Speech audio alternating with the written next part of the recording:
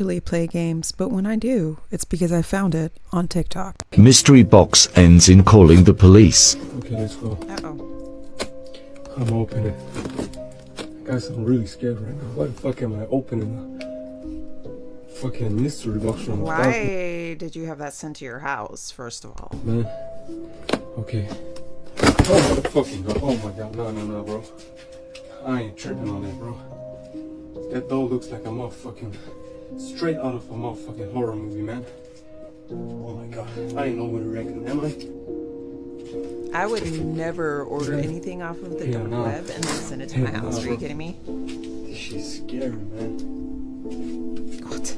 It's a regular doll. Get out of here. Chill out. It's just a fucking doll. But if there's anything sketchy inside, I'm calling the cops, bro. I ain't tripping. I ain't fucking. My word, this language. Okay, let me see. Oh shit. Oh my god, is that a phone? A doll? What is that, And man? a mirror. Oof. This shit looks scary, man. I ain't tripping. Like, It sounds like you are tripping. what the fuck? This shit look old as hell too, man. I knew I shouldn't have bought a fucking mystery box from the dark web, man. My heart is pounding right now. Get out of here. What is? Hey, why is he looking at it that way? There's some kind of name on there, Mariah or something like that. I don't know. Let me get this one to the side. Let's see what's in there. For real, I was scared as fuck to open this shit up. Right now I'm chilling in. It's alright. This shit is an old phone. It's an iPhone. Let me see if I can start it up. Don't plug that into your electronics. Might have to charge it. What? I hope it's not broke. It looks broke though. Don't Let use me know your in the comments computer if you to want charge me the to phone. charge it and see what's on it. Okay, what is Want to see this? what's on it? What the fuck is this? You're asking for it. Old picture of a little girl. This is creepy. That is creepy. I don't know what to say, bro. It seems old. This doll is old, and this child, maybe it's the same child, but I don't know. Hurry up and get to it Got already. blonde hair, but yeah, I don't know. Okay, let me see. What is this? It's a candle or what? It's a candle. Okay. The fact that this box costed me $666 What the made heck? me even more freaked out about this. I ain't gonna lie. Okay, what You just got scammed, buddy. Oh, metal it's box. not a mirror. Seems pretty old too. Something hard What's in inside, there, I too? don't know. There's also something in there. Let me open up the metal box first. Okay guys, I hope we don't get spooked like with the doll, but I have to do it. I have to. If you're scared, just look away. This shit is crazy. Can I open this? I'm about to look away because you're taking too long. Oh yeah. Oh, I got it. Okay, 1, 2. We're gonna call this one The Neighbor from Hell. I am back with another spooky story. So there was once this woman by the name of Mariah. She was happily married with 2 kids, a boy at the age of 7 and a girl at the age of 16. They lived a very happy and comfortable life until their new neighbor named Abby moved in. Abby was a single woman who seemed very kind, soon became very good friends with Mariah. They would often go to each other's houses for lunch and have chats. But one day, Abby baked some cupcakes for Mariah. Since this was normal at this point, Mariah was eager to try one of Abby's cupcakes. They sat, had their chats per usual. However, after a couple of minutes after eating these cupcakes, Mariah started to feel very sick.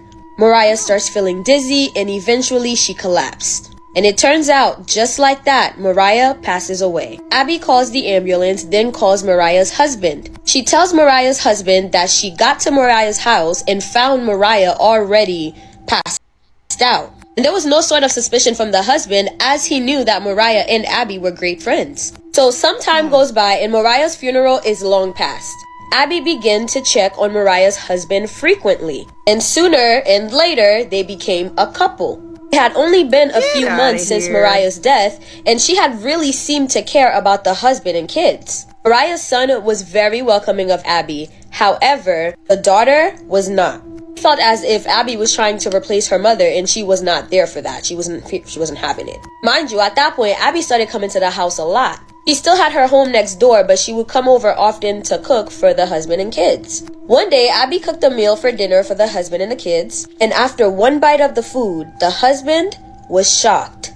He instantly recognized that that was his late wife's secret recipe. And Abby just told him that his wife did share the recipe with her once while she was alive. Nobody thought too much about it and just ate the food. Now, during the dinner, the daughter was having an attitude the whole time. It got to a point where she stormed out of the table and went to her room. But before she went, she didn't leave without a bang, as she had some very nasty and disrespectful things to say to Abby.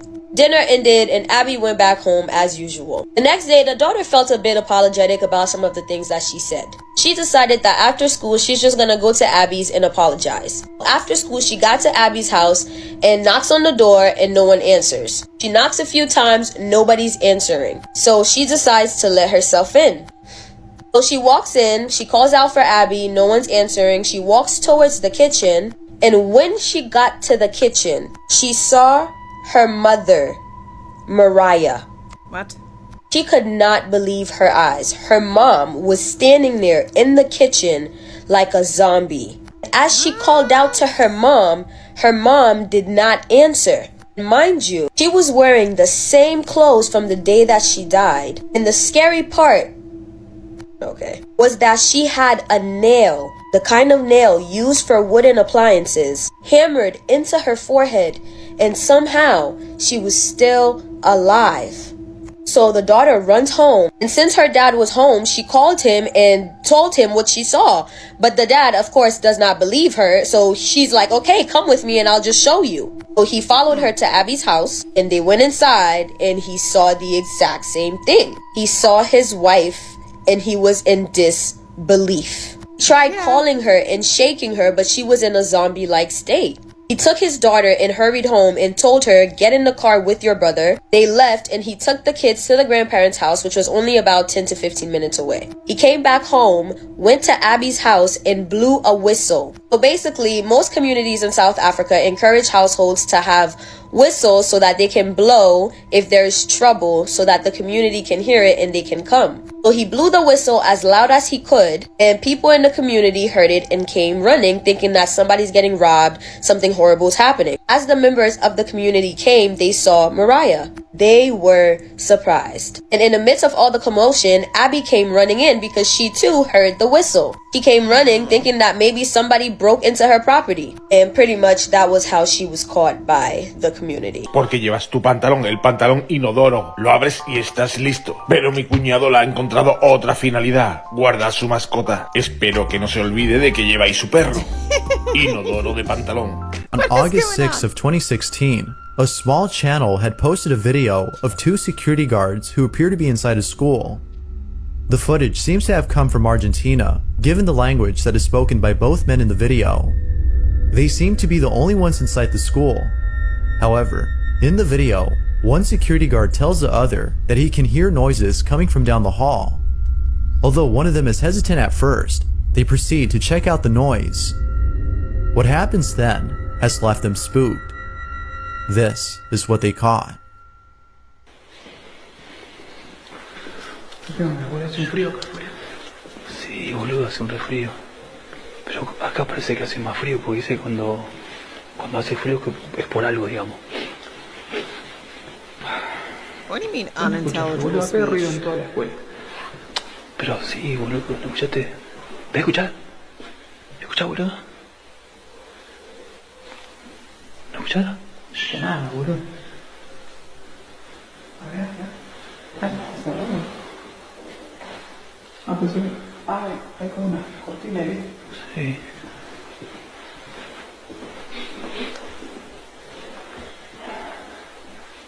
¿No escuchaste, boludo?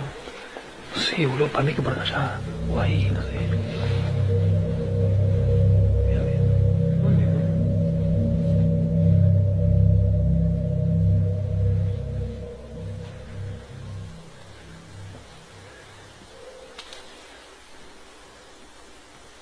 por acá era.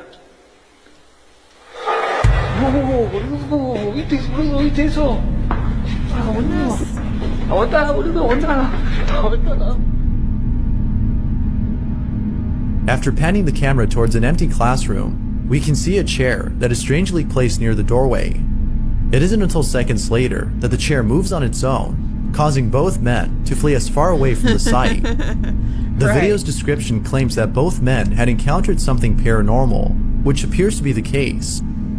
Although most viewers believe that something paranormal had occurred, a few believe that this might have been done with practical effects. Some believe that a string was used to pull this off. Now, because the guard didn't go inside the class to show that no one was hiding inside, it's hard to be sure if it's real or not. I'll leave it to you to decide as to whether or not something paranormal had occurred. Had both guards encountered something beyond explanation, or was this something else?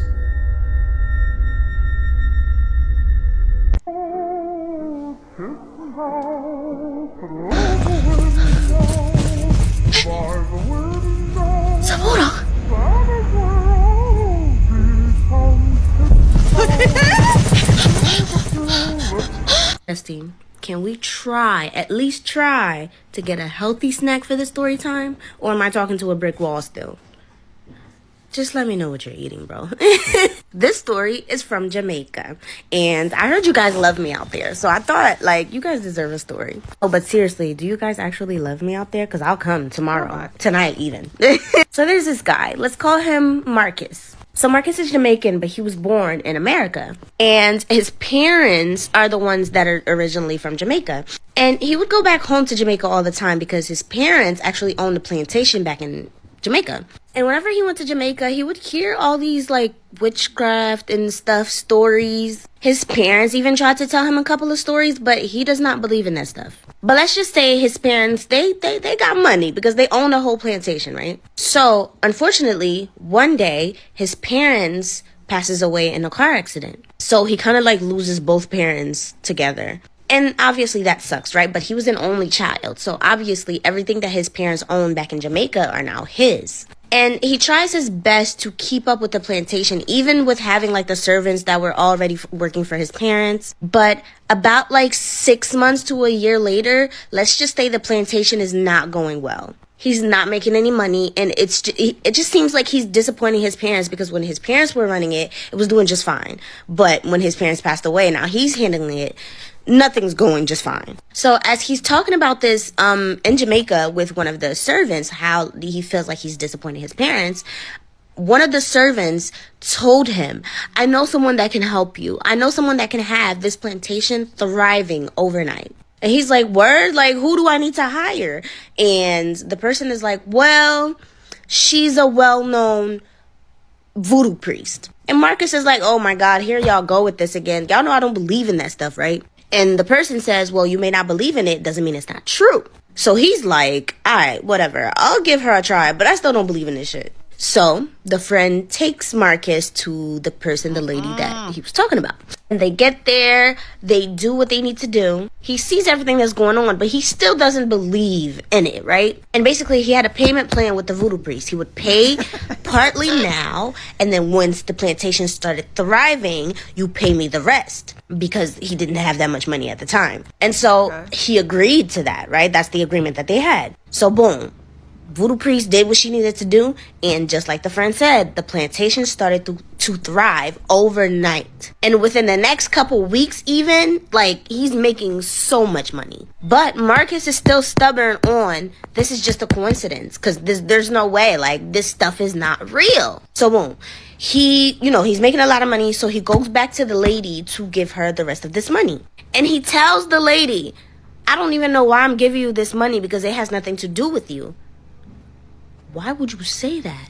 So the lady's like, what do you mean? Do you know who you're talking to right now? And he's like, I know y'all believe in this stuff, but I really think this is still a coincidence. Like, you didn't really do anything. And to Marcus, he was just speaking his mind to the lady. But the lady didn't take that very well. He pays her, and then he leaves, and he goes back home. That same night, in the middle of the night, the servant hears screaming coming from Marcus's room. And when they go in there to check on him, they see him standing in front of his mirror, staring at himself. And they're asking like, hey, we heard you scream. Are you okay? And Marcus is like, I don't know. Maybe, I think I just had a nightmare. I don't know what just happened, but I just had a really bad nightmare. And I woke up, I looked into this mirror, but I didn't see myself. I saw the voodoo priest that we went to. Mind you, Marcus didn't tell the servants what he said to the voodoo priest. They just know that he went to pay the rest of the money. And Marcus is like, maybe I'm just bugging. Like, I don't know. Something's wrong with me. So he's like, but I'm fine though. I'm going to go back to bed. So they're like, are you sure? He's like, yeah, I'm good. I'll just go back to bed. I just need some sleep. They're like, okay, whatever you say. And everybody goes back to bed. And the next morning, Marcus doesn't come out of his room, even at his usual time. They give him an extra hour. They're like, maybe he's just extra tired because he was up last night, but he still doesn't get up. And at this point, they're like, let's just go check up on him because he's never, like, woken up this late. And when they went to check up on him, they found Marcus dead as fuck, right on his bed. And the way that he was on his bed was that his body was twisted so unnaturally, as if like his spirit was being dragged into the spirit world. That's what the servants said. And they kind of caught on to what happened to him because they know about this stuff. Marcus was the only one that didn't want to believe it. At first, they thought that lady did it on purpose and she had no reason to do it. But once they word spread around, they found out that Marcus said those words to the lady, and everybody was just kind of like, well, you had it coming. So yeah, that's the story, y'all. Make sure you guys are following me on Instagram and subscribing to my YouTube channel. Okay, love you guys. Bye. Somebody to fucking tell me they're lying. I need somebody to fucking tell me they're lying. I need somebody to fucking tell me they're lying right fucking now, because what the fuck do you mean that I'm not gonna get my fucking SNAP benefits? What the fuck do you mean? Because what the fuck is happening? Do you understand that there are people like me who cannot work? Do you understand there are people like me who have kids who cannot eat? Do you understand there are people like me who go hungry the last week of the month just so my kids can't eat? Because SNAP benefits is all we fucking get. I need somebody to please fucking tell me he's lying. I can't.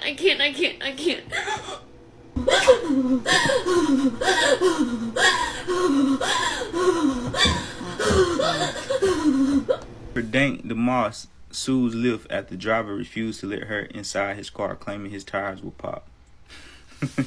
Man, I done got my laugh shot yesterday. And not just laughing at her, you know what I'm saying? Not being mean. You feel me? But being real. You ain't gonna come here and lie to y'all. I won't let her ride in my shit either, man. Cause y'all gotta think, man. A $15, $20 ride about to cost me damn $1,000 or more. You probably had to get a whole new fucking car after letting her ride in your shit. What? The what whole are you talking back seat about? gonna go down. The tires. Wait a minute. So they're thinking that her weight is gonna pop the tires? Is that even a thing? Get out of here. I mean, what's the weight limit? I'm pretty sure it's not. I don't know how much she weighs, but it can't be no more than 500 pounds. Otherwise, how is she walking around? Period. It's gonna be scrubbing against the frame. You ain't gonna have no rubber on them bitches. The two tires at the back gone.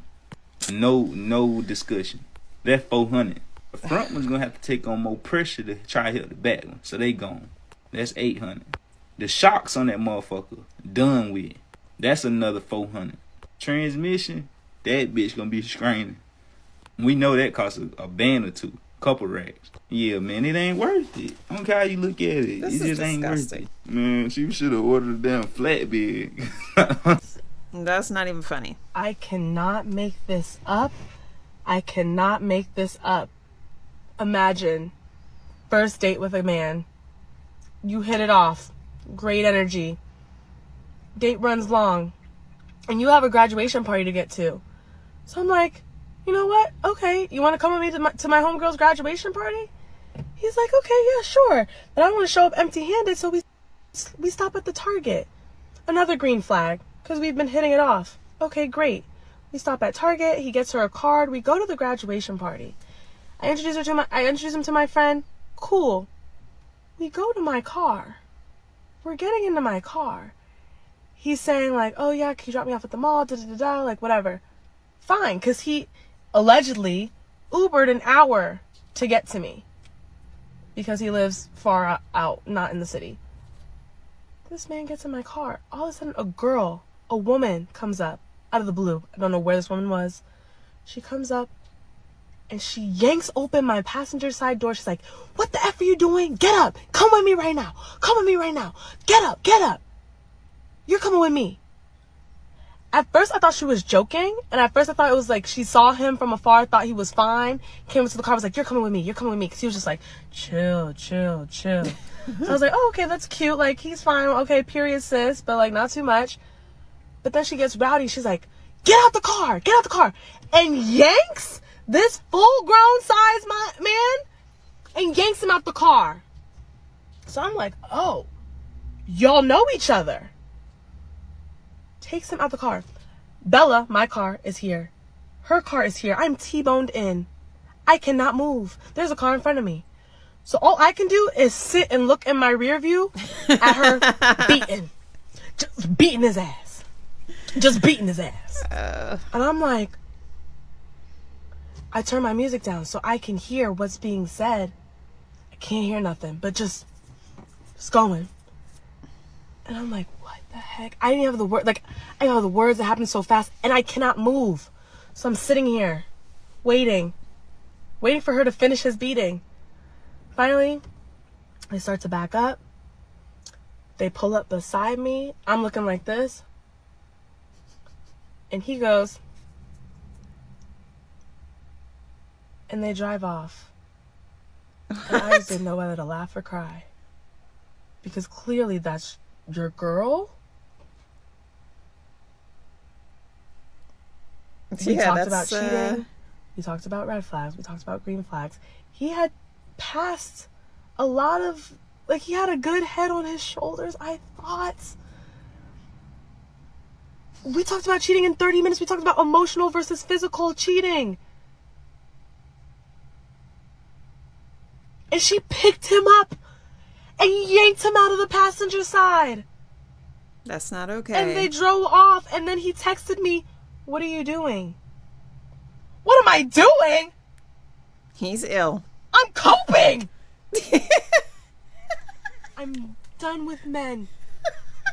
Especially light skins. I can't. Girlies, please trust your gut instinct, like, no matter what. Even if you end up being wrong, like, at least you are cautious. Because let me tell you the crazy story. So I have this friend, and at the time that this happened, she was in a really vulnerable position. She ended up meeting this other girl, and she told me, like, I've met this girl, she's super nice, we've been hanging out. I was like, that's really nice, I'm happy for you, that's great. She showed me some pictures, and I was like, oh, she seems nice enough. She invited me out to dinner with this woman one time, and the moment I met her, I was like, there are bad vibes. I don't know why, like, I thought this about this person, because they hadn't done anything to me. They were, like, so nice, like, oh, hey, let me take you a jacket. Sit down, have a seat. She paid for my food. She was just really nice. Like, on the way home, it was raining, and she gave my other friend her jacket so that my friend wouldn't get wet, and I was like, that is so sweet. But I knew something was very, very wrong. It was just something. My friend decided to go on vacation to Bali. And while she was on vacation to Bali, it was winter in my country. At the time that my friend was going on vacation to Bali, I was in Japan. I was living in Japan, so I wasn't in England.